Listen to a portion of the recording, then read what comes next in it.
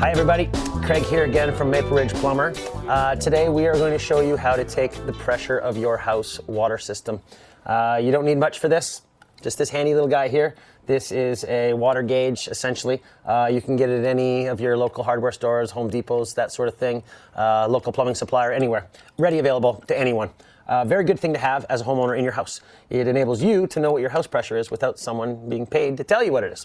So what we're going to do is I'm just going to show you how to do this, and it's real easy. Just find one of your outside hose bibs, get your little gauge here, make sure that there's nothing in between, like if there's any attachments on, remove that so that you can get a proper reading. It's really simple. I tell you that all the time, but it's because I think you're all super capable. So we're going to put this on here like so, and then we take out our trusty channel locks that we always talk about.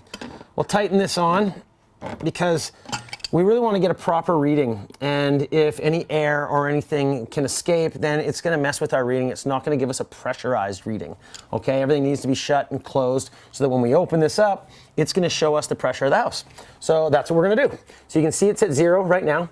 Most houses are set between 40 and 70 PSI. It's very, very average.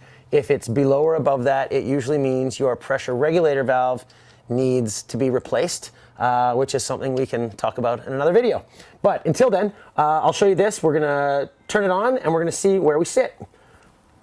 It's tight. Go.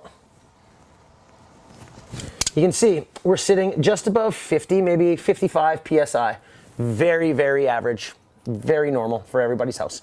It's good to know that your house is supposed to be between, say, 40 PSI up to 70 PSI.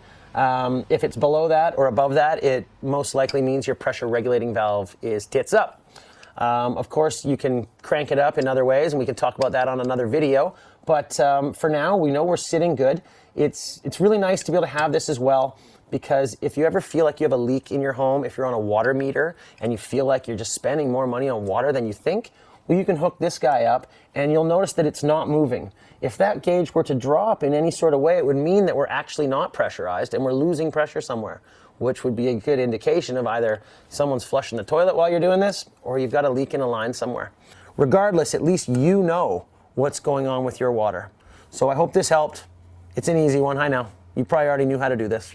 But if not, I hope it helped, and thank you for watching as always. Please feel free to leave any comments, and I would really like it if you would like and subscribe. We'd love to. So thank you so much, everybody. See ya.